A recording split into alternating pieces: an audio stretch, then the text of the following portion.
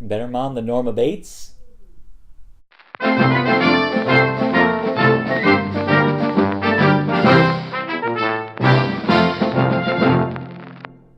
Jessica Jones is back and she is boozier than ever in season 2. And the best part is, season 2 follows up season 1 with flying colors. Now, you ask yourself, how does one follow up a season that has been known to unnerve people to such a profound level that they tend to stop watching it after 2 episodes and they revisit it like a week later? And by extension, how do you follow up a villain such as Kilgrave, the villain that is pretty much the sole reason for that discomfort? The great thing is that Melissa Rosenberg and her entire team of writers said, you know what, we're not going to try, we're just going to focus on telling the story that we want to tell on our own terms. Now, on one side, that can be a bit of a detriment to the season because you're here expecting to see a really great villain clash with a really great hero character, and we go this drastically different route. Alternatively, it's because they go this drastically different route that makes this season unique, and in fact stands on its own 2 legs without the need to have to compare to the first season, and that's a great thing. And because the season opts to march to the beat of its own drum, the actors get a chance to explore their characters in a story that, frankly, they wouldn't have been able to in the first season. And for you, as the audience, you get to watch them go down this particular path, and it kind of rocks the way you see them. Sometimes they'll be making decisions where you're going, it's wrenching, it's horrible, I don't know how to feel about you anymore. But then, in the epilogue, leaves you with a sense of optimism of what's to come. And it's kind of amazing for it. So for pulling off that particular balancing act, I gotta say, Melissa Rosenberg and your entire team, well done. And because the material is so good, the actors absolutely shine. Kristen Ritter, back as Jessica Jones, she is even better here than she is in the first season. Because the story takes the road it does, you wind up feeling different emotions. And there are points in the season where I was actually getting kind of emotional because there was stuff in there that even I was clicking with. Now, before we continue, there's going to come a point where I'm going to have to get into some spoilers, so expect me to drop that title card real soon. Now, it's not to say that the season is entirely perfect. I will say the story in this one tends to veer off into different directions. The first season was very tight. It had a good focus.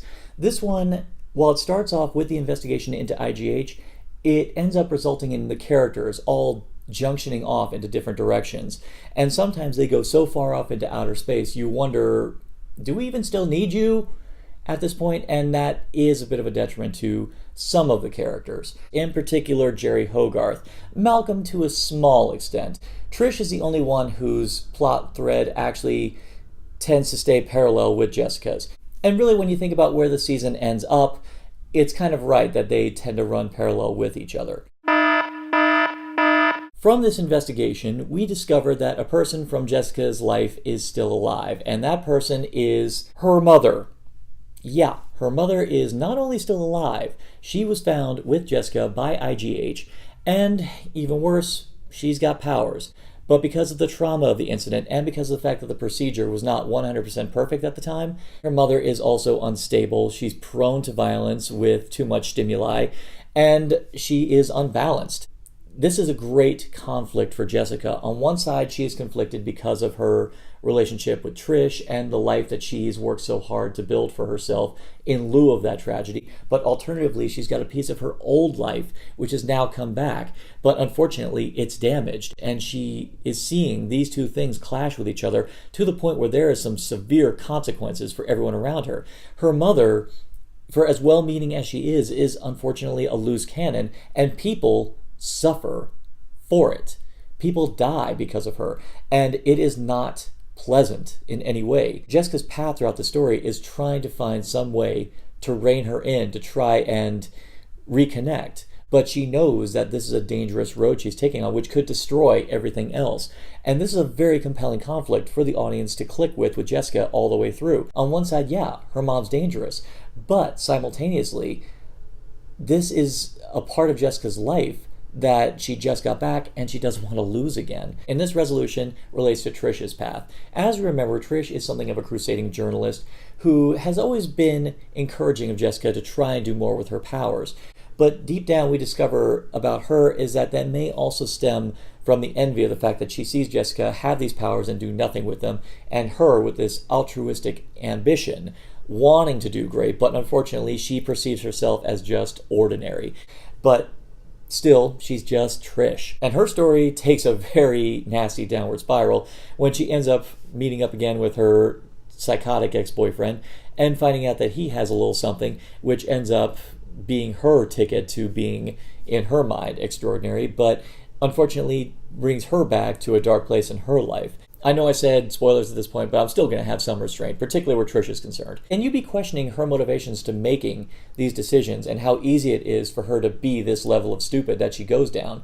But then there's an episode that actually sees her at an earlier time, and you realize it's pretty easy for her to fall back into that habit. The resolution regarding Jessica and her mom also relates to Trish, and yeah, if there's anyone who your feelings towards is going to change dramatically, it's going to be Trish. With the path that Trish goes, involving Jessica and her mom, it would be easy to sympathize with Trish's stance, but because the writing of Jessica's mom is so good, and I gotta add, Janet McTeer's performance is through the freaking roof.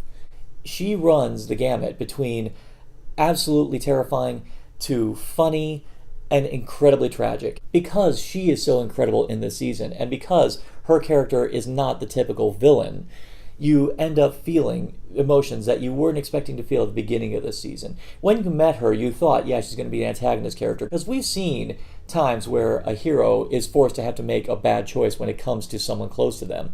Because this season takes you down these incredibly conflicting roads, it leads to a very compelling resolution with Jessica regarding her journey, the hero's journey. Now, it'd be so easy if her mom was just a straight-up lunatic and just like a psychotic husk of her former self. Then Jessica would have a villain and a nemesis to fight and an urge to protect everyone she loves. But because we see that Jessica's mom actually has a good semblance of humanity left, and because this could mean Jessica getting back a part of the life that she lost, you now see Jessica on one side wanting to protect everyone, not just the people she holds dear, but everyone around her. She also, at the same time, wants to be selfish and just be a person again, and the way to do that is to be with her mom. This kind of conflict is what sets Jessica Jones apart from every other hero in the MCU. She's a person who does not want to be a hero, but finds herself forced to be one because she knows deep down it's the right thing to do, and she very begrudgingly and almost clawing and scraping has to make the sacrifice, and deep down, she's the one who always winds up suffering for it. Jessica Jones Season 2 is an absolutely riveting follow-up to Season 1, takes you down some routes you didn't expect to go, and is yet another vital stepping stone in the Marvel Netflix lineup. But that being said, sometimes there's some sluggish points. There are some points where the subplots tend to veer off in different directions. And yeah, there isn't a consistent villain character to kind of really up the pacing or the jeopardy or the tension. So with that, I'm going to give Jessica Jones Season 2 a...